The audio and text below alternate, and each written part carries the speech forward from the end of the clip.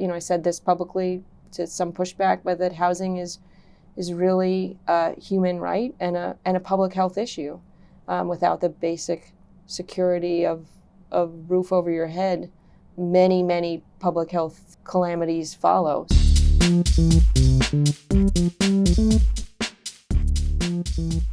I thought I'd start by asking you about your style of leadership. How would you describe it? Wow. I've said that I see the chair as a seat among equals, and I think I try to instill that in actuality. Mm-hmm. So it's not so much a top-down approach. It's really inclusive. I think leadership, certainly at this level, is all about putting people in the right positions and helping them to succeed, and recognizing people's talents and people's passions and allowing them the opportunity to really delve into it rather than dictating. Because you can't dictate when you're in a legislative body. You need 12 votes for anything, whether you're the chair or not. Well, that's an alarmingly positive and constructive way of looking at it. It is, and I think it helps. I think you do it, by the way. You do that. That sums up your style well. You're not gilding the lily in any way. Thank you.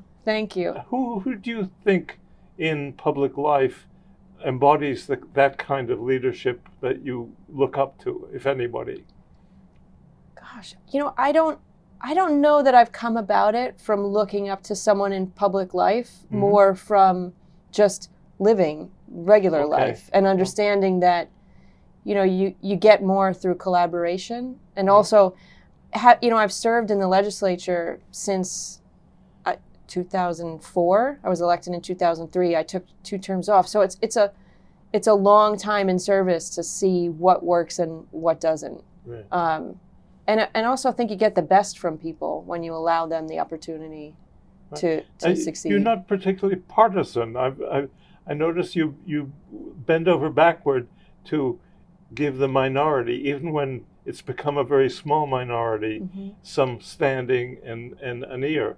Particularly in this term, I think it's something that some people have criticized in terms of the breakouts of the committees. I think I was generous in that way, but I began as a member of a small minority, and I know what that feels like. And I also think, again, we're equals in the legislature. Each of us comes to the floor representing their individual districts and their individual interests. But I know for myself, I see my role in the legislature as a legislator, not as chair, as being a representative of the county, despite the fact that I represent an individual district. And that's proven to be true over the whole course of my tenure. Very often we're called to vote on things that have a countywide benefit, that may or may not be a distinct benefit to my community, but I have to think bigger. And so for that reason, I really try to look at each legislator as an equal, regardless of what party they're from. Now, in the political game, I think many people say that in theory, mm-hmm. but what happens is sometimes there's conflict, there's political opposition of various kinds, there's personal disputes and all kinds of stuff. And I think you try to kind of overlook that or cut through it in a certain way, which is that's the unusual part of, I think, of your leadership style. Thank you. I appreciate that. And I'm working really hard to have an open, working relationship with the minority and the majority leader. And that means sharing information, whether or not we agree upon it. I mean, the reality, and I think it's something that's sometimes overlooked in the political gaming, the reality is that, as I said before, it takes a majority vote.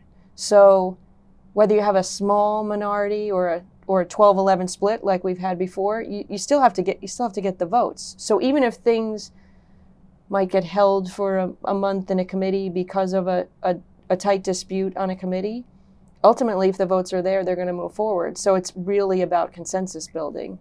And that, when you do that earnestly, I think it provides payback in terms of real trust and real working relationships, which doesn't matter the party that you're dealing with. Well, 2 years ago, it was 12-11. Mm-hmm. And if I remember correctly, that you were one Democratic legislator refused to support you. Yes.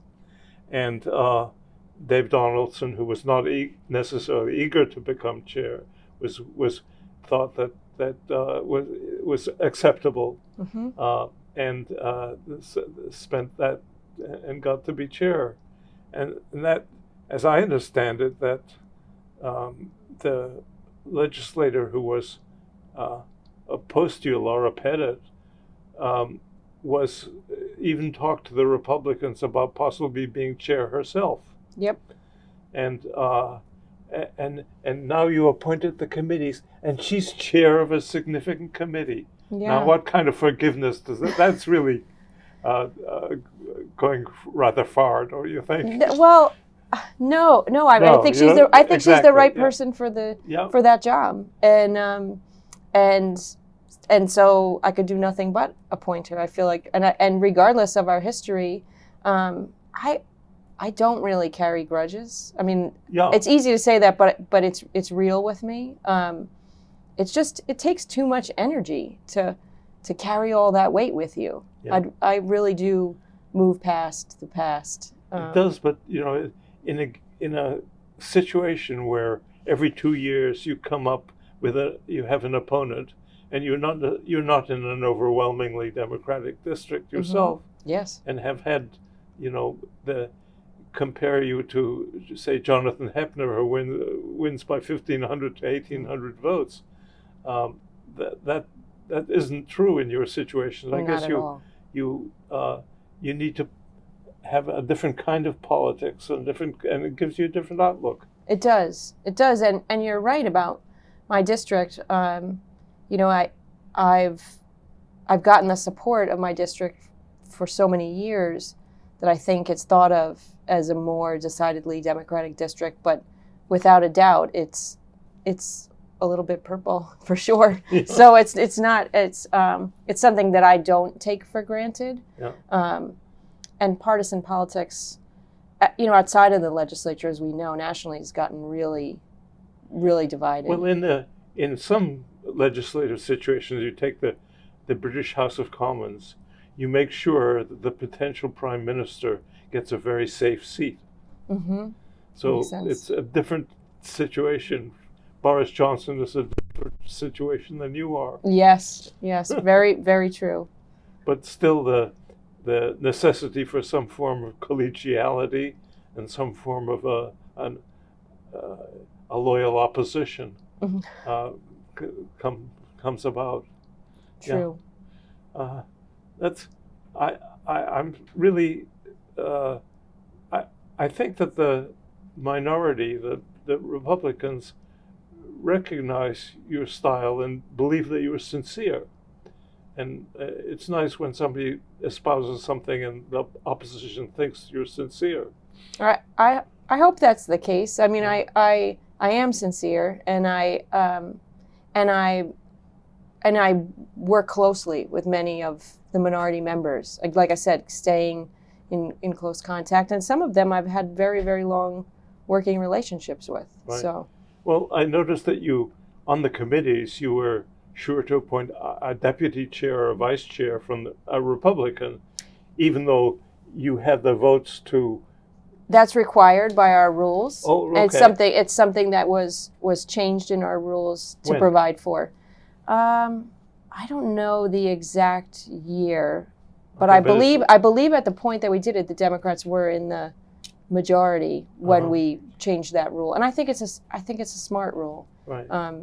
It indicates a level of cooperation that could easily not exist if the majority party were serving in both those seats at all times. And it also engages the minority, no matter no matter their number, in a different way. So I think it was a really smart rule change. Yeah.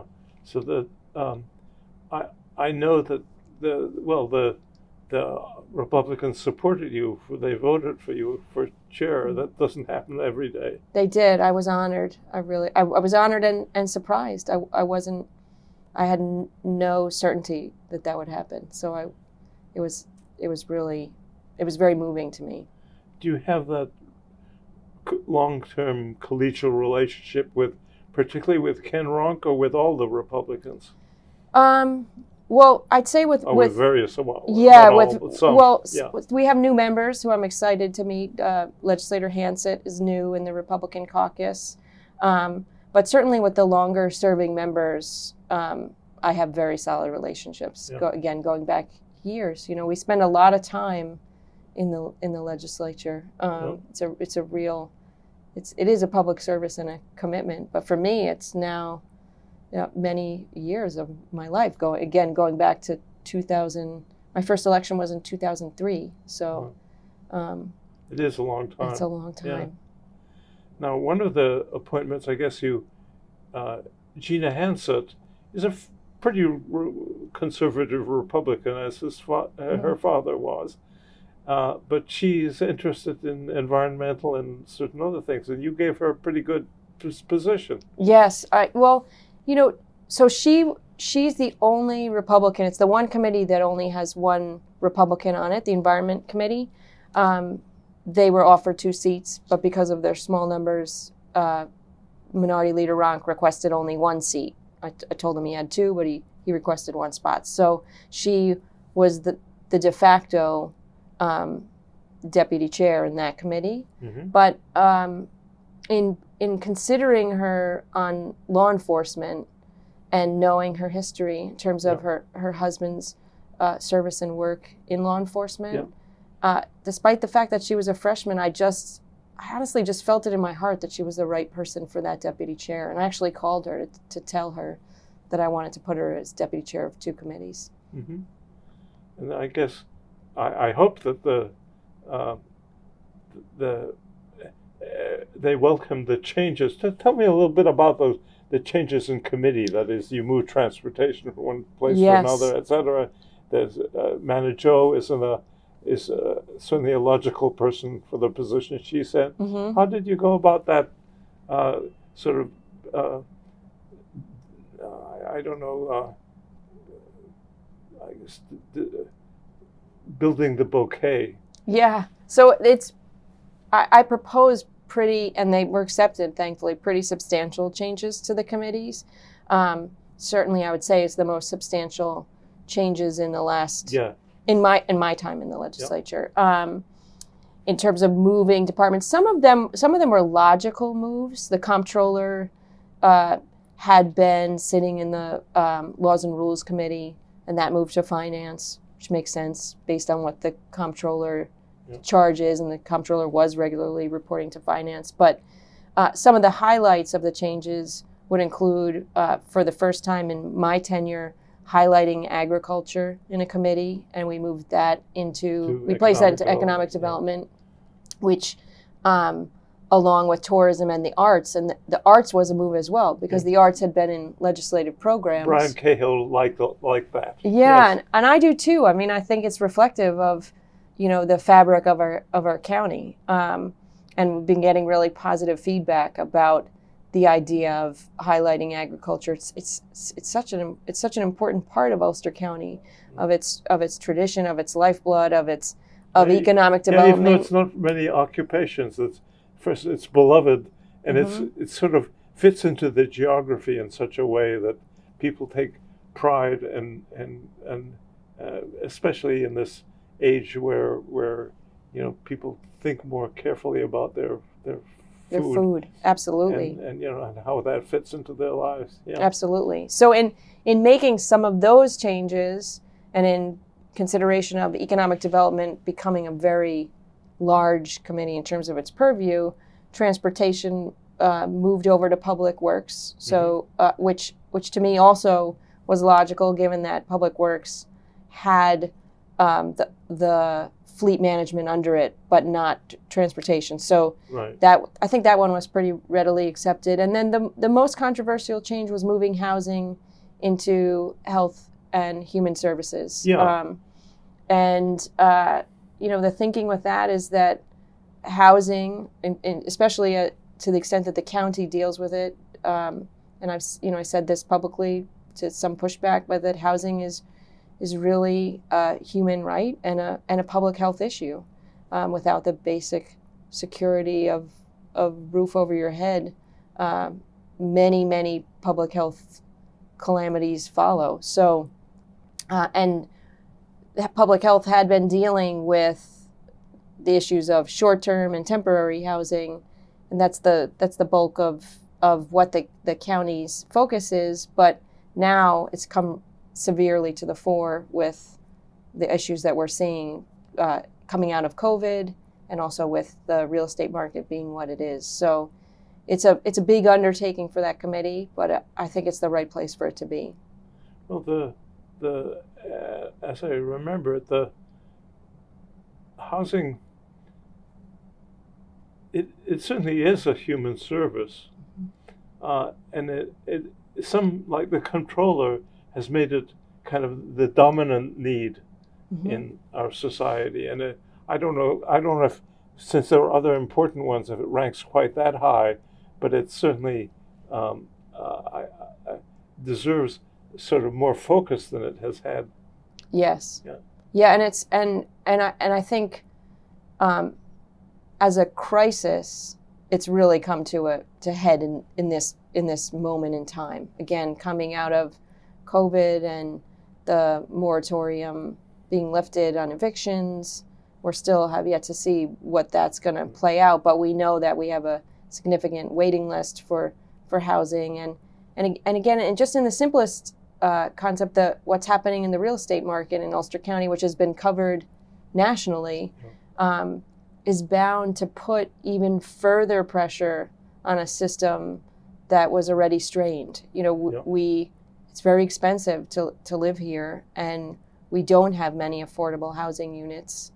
And so, I mean, I know I've spoken to people, I have personal friends that have put their homes on the market because the market is so good. Yeah. And these are people of means, but contained means, and they don't have a plan of where to go. They want to stay. They just know they can't afford that's the problem, isn't yeah. it? So, and that's happening. I mean, homes that were being rented as single-family homes are going on the market because the market is so it's a seller's market at this moment. Yeah, so I talked to Hayes Clement yesterday, who's, as you know, into housing, and he said that he thought that some of the new buyers from New York were, bought starter homes here, say in Kingston particularly, and then when they got more means, they decided to rent those houses to other people. They would become, instead of owner-occupied renter, and use that part of that income for a better house somewhere. Interesting. Yeah, I wasn't. That wasn't front burner for me. Nor for me. It's interesting. Yeah. It definitely is, and I wonder. It'll be interesting to really to get a better sense of what actually is happening countywide over the course of the next year. Whether that proves out to be true. We know the short-term rental market is booming, and more people are utilizing their second homes, sometimes their first homes, as short-term rental. I mean, that issue is regulated locally by each municipality, but it certainly is another aspect to the housing crisis. I mean, in terms of availability. Another dimension of that is that the fair share business, that is that Kingston does and should have a larger proportion of affordable housing than another place. But the other municipalities, particularly the ones that have kind of rather tough zoning, don't. Right. And they have a responsibility too. Absolutely.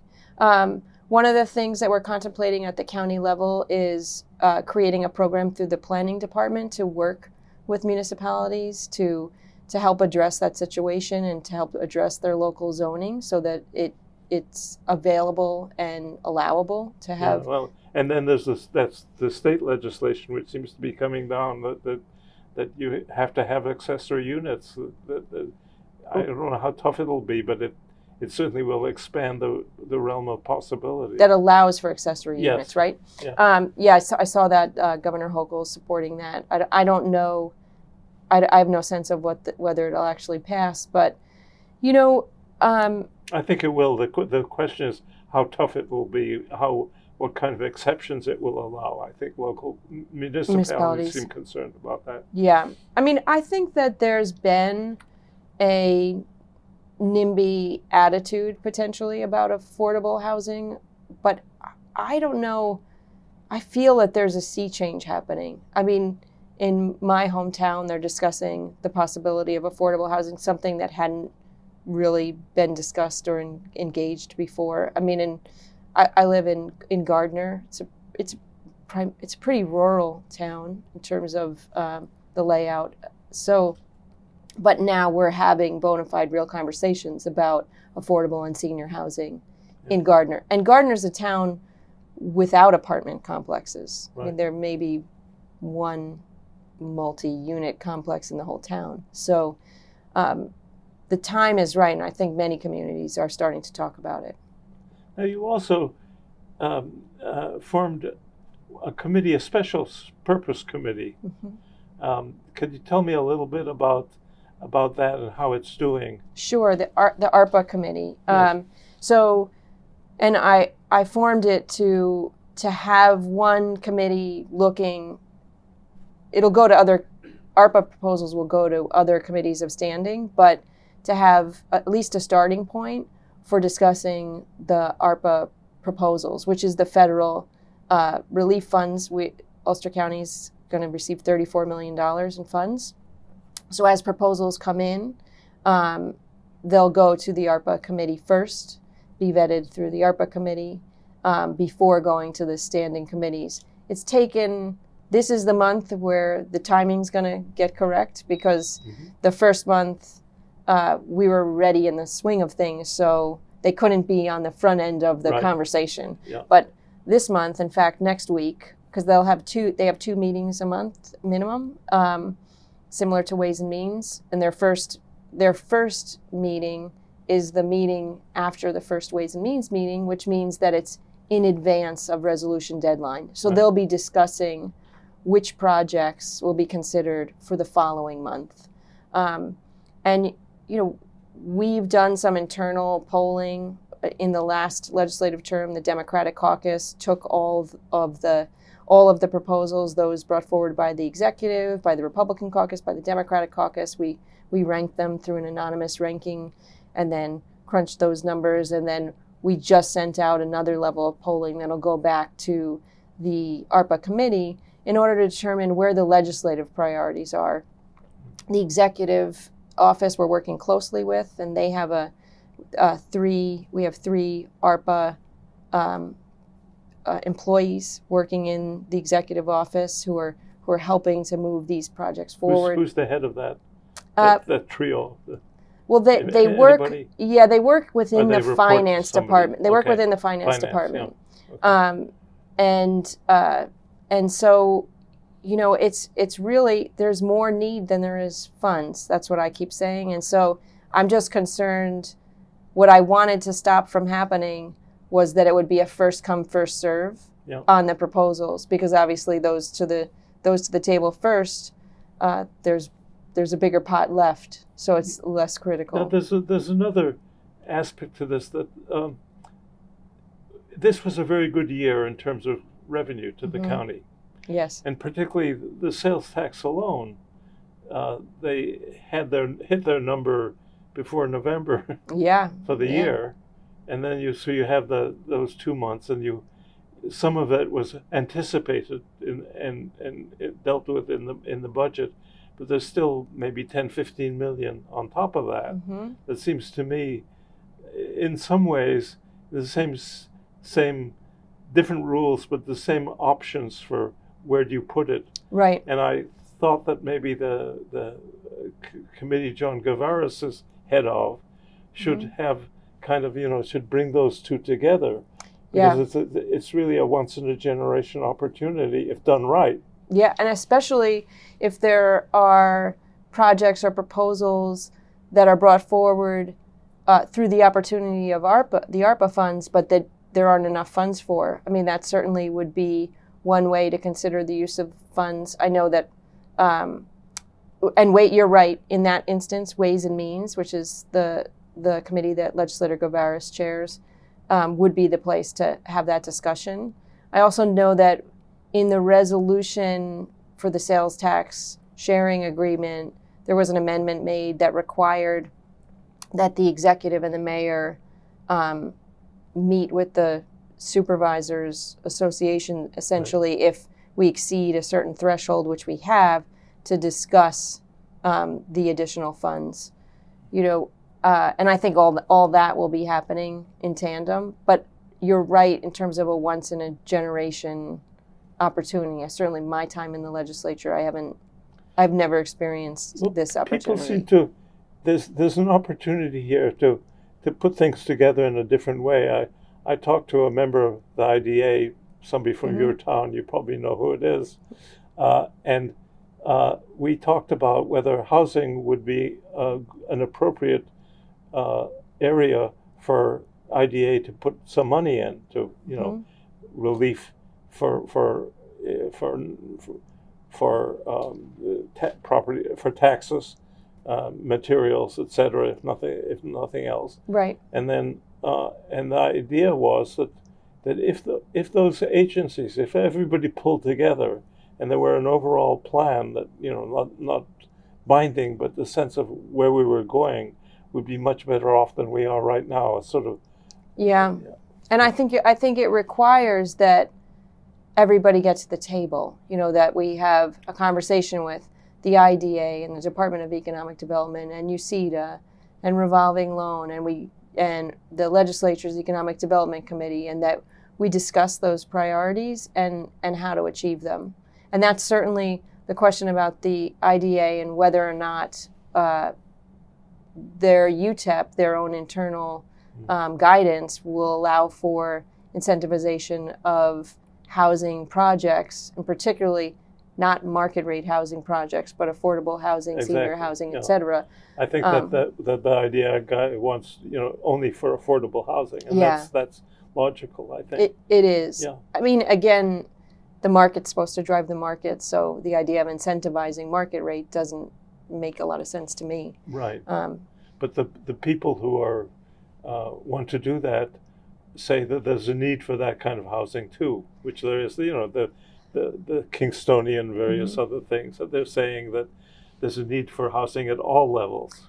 And I think. And the question is how you should incentivize them differentially. Well, I think that and again, speaking as one legislator, I think that there is a need for housing at all levels, but you run into the question of, okay, do you just build to the market's need, which then I grew up in the suburbs of New Jersey. I could easily, Ulster County could become the suburbs of New Jersey or Long Island if we were to build just based on demand, right? Mm-hmm. So the municipalities decide how much density they want, but I really take exception to incentivizing market rate housing.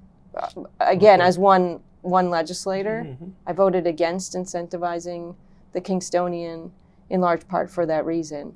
Just think, I think that the pilot, the payment in lieu of taxes, and the deviated pilot, the long-term break, it's market rate housing built on the back of the school district and to a lesser extent the county. Would you have gone along with a less deviated pilot, the way that the county executives suggested, instead of the one that the full deviated one? I doubt I would have. I mean, I think it would have been better, but I doubt I would have. Again, I think market rate housing should be driven by the market. Okay. not by tax deviation, you know. And if, I mean, conceivably, we could have incentivized an affordable housing unit in the same space, right? So there's always going to be a market for market rate housing. Look at what properties are selling for and renting for these days. So I don't think we need to use tax funds to do that. So you have two faces. One is everybody equal and everybody an equal voice in 1 out of 23, and the other is you have some very distinct preferences and beliefs. Oh, for sure. I mean, as a legislator, I'm known for my vocal opposition to things on occasion, and you know, also as a legislator, I think it's former legislator Archer always said it's harder to vote no, because when you vote no, you have to explain why you're voting no. Mm-hmm. You know, sometimes when you vote yes, certainly if with the majority, you can.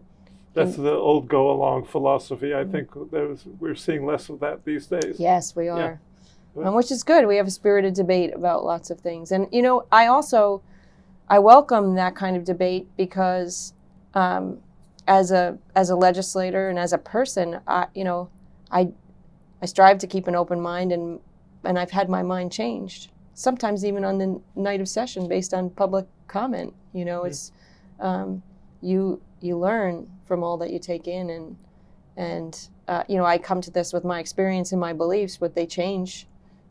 So I keep an open mind. Yeah, well, I think that it's sometimes rare. It is rare that people this thing going on now. There are fewer and fewer Republicans. There are more and more Democratic Socialists. It's almost like the Labor Party and liberals, you know, in 1900s. That is that the opposition will be from people who want more done for the society. What do you think about that trend? Well, it's interesting. You know, I think that just, again, it's looking at a national level, like seeing the have and the have-nots and the divide, and that distinct divide. I mean, you look at the less than 1% and the rest of the nation. At some point, I think we're obliged to help one another, to lift one another up. And that comes to bear on a local level too. So you look to how, and certainly the charge of a county legislator, so much of what we do is about delivering social services, really. I mean, that's our, in many ways, our ultimate charge. So I don't know how you can stand by and you know, be a bystander and allow it to just fall to market rates, and what, you know, the way it shakes out is the way it is. We have to lift one another up. I'm reminded of a quote from somebody when in the discussions about the Cromwell's era,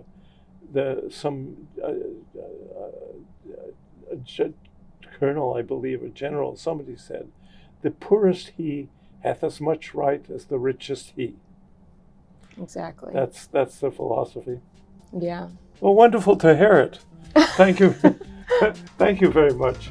I hope this has not been uncomfortable for you. No, it's been a pleasure. And we should do it again. Thank you very much. We should. Thank you.